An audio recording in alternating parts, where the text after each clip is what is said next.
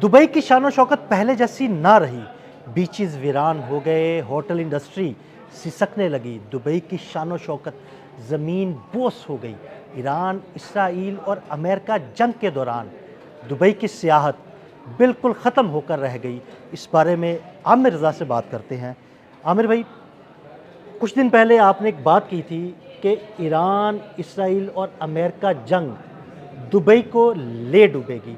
इस वक्त बीचेस वीरान पड़े हुए हैं, होटल इंडस्ट्री जो है ना वो बिल्कुल सिसक रही है और नई नई ऑफ़र्स दे रहे हैं लोगों को कि किसी तरह सियाहत को फ़रोग़ मिले, सियाह आएँ यहाँ पर, लेकिन सियाह नहीं आ रहे, यानी उनकी मईशत बिल्कुल तबाह बर्बाद हुई पड़ी है। देखिए, पहली बात तो यह है कि ज़रा दुबई की मईशत को समझना चाहिए। दुबई की मईशत जो है ये एक बिज़नेस हब है, कारोबारी हब है, इसको तजारती हब बना कह लें।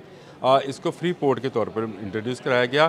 दुनिया की बड़ी बड़ी कंपनीज़ ने यहाँ पर दफातर बना लिए। और ये जो इंडस्ट्री थी, ये कोई स्विट्ज़रलैंड तो था नहीं भाई। हाँ जी, बिल्कुल। ये स्वात भी नहीं था कि वहाँ पर दरिया है, झरने हैं, समुंदर हैं, पहाड़ हैं। ये रेगिस्तान था।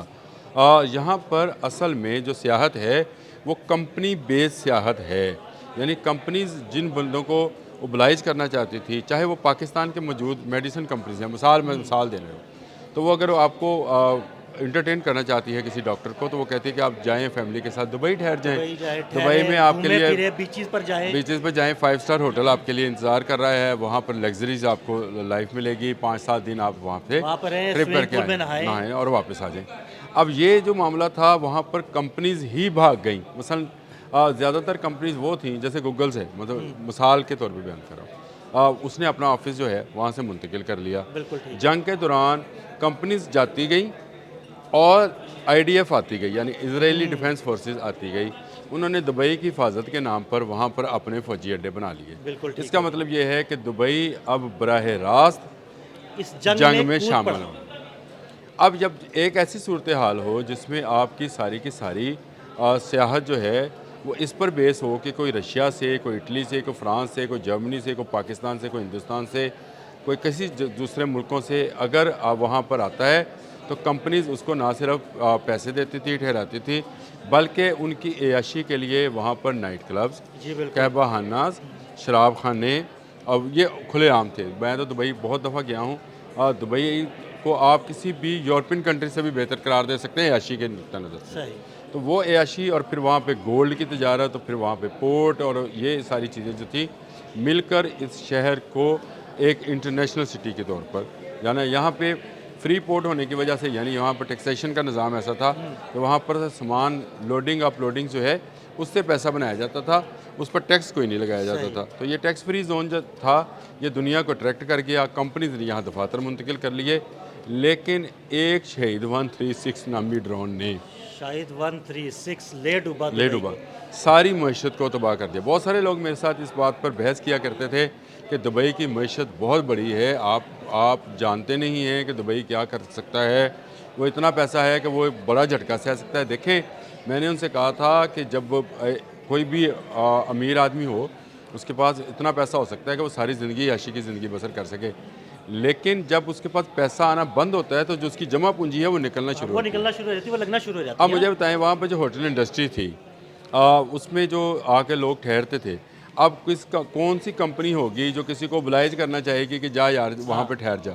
और अगर वो कंपनी कहेगी भी, तो जो ठहरने वाला है वो कहेगा भाई मैंने नहीं दुबई जाना, कि कोई ईरानी मिसाइल ही ना आगे लग जाए। अच्छा, ये ना भी लगता, मसलन लेट से ईरान ये कह देता कि मैं दुबई पर हमलावर नहीं होगा, नेतन्याहू ने इसका पूरा बंदोबस्त किया। उसने अपनी इजरायली डिफेंस फोर्सेस को जो है पूरे अड्डे बनाकर दुबई में दिए हैं। दुबई वालों ने उसको इजाज़त दे दी है।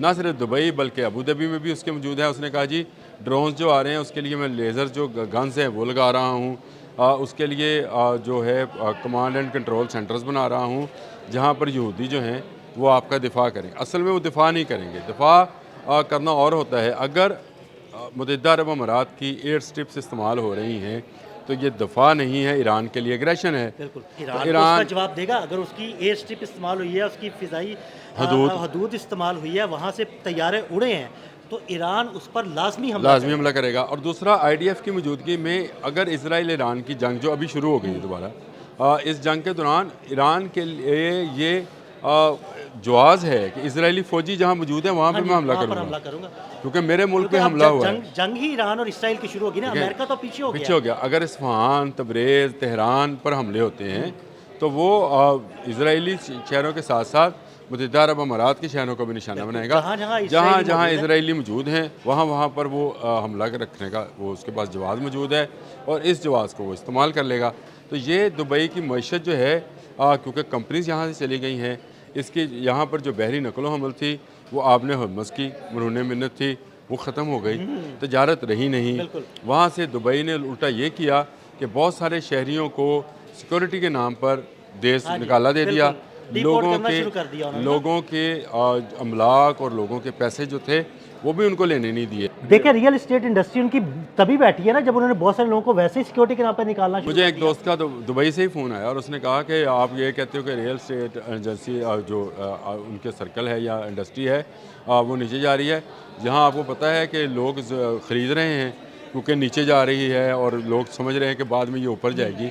मैंने कहा जो लोग ख़रीद रहे हैं ज़रा चेक करें, ये वही डीलर्स हैं जो एक दूसरे के साथ डील करके लोगों को फंसा रहे हैं। हाँ जी, बिल्कुल। और ये कह रहे हैं कि इस वक्त नीचे है रेट, खरीदो, आप रेट खरीदो, जो बाहर से आकर ख़रीदेगा वो मारा जाएगा। देखें आपने हरमज़ ने, मैं आपको बहुत बरसा पहले से कह रहा हूँ, 28 फरवरी 2026 वाली पोजीशन पे नहीं जाना। नहीं जाना।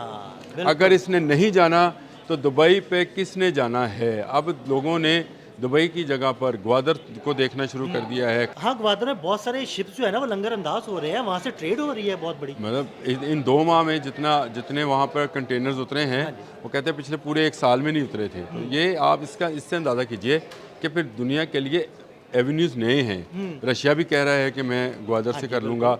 बहुत सारे ममालिक जो हैं अब इस पोर्ट को देख रहे हैं।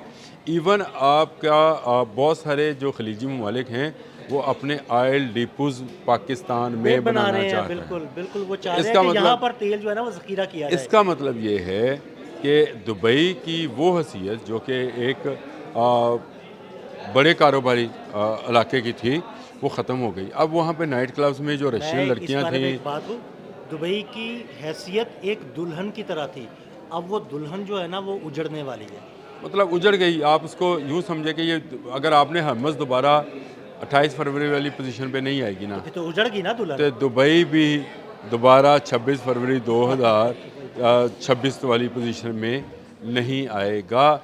जो कंपनीज यहाँ से डर कर भागी हैं, आपने और मैंने एक व्लॉग किया था, 600 तो यहूदी जो थे जहाज़ों पर बैठ कर भागे थे। कंपनियां भागी थी वो अब यूरोप में जो है यूरोप ना में सेटअप लगाएंगे। यूरोप में लगाएंगी, कहाँ जहाँ मर्जी लगाएं। देखें वो अब यहाँ पर वापस नहीं आते हुए डरेंगी। ये जंग कभी भी शुरू, आपने हमस पर अगर पासदारान इनकलाब कहते हैं कि ये आज लेट से वो आज मुज़ाकरात करके कहते हैं कि हम खोल देते हैं, लेकिन उससे क्या होगा? क्या ईरान को तजारत करने दी जाएगी? जेडी वैंस कह रहा है नहीं करने दी अगर जाएगी। नहीं करने दी जाएगी तो फिर कैसे खुलेगी आमिर तो भाई? ये वो सारा मामला है जिस मामले को लेकर मैं ये समझता हूँ कि दुबई जो है टाइटैनिक डूब रहा है। बहुत शुक्रिया आमिर भाई। मज़ीद अपडेट्स के लिए हमें फॉलो करते रहें। अदील अहमद और आमिर रज़ा को इजाज़त दीजिएगा। अल्लाह हाफ़िज़।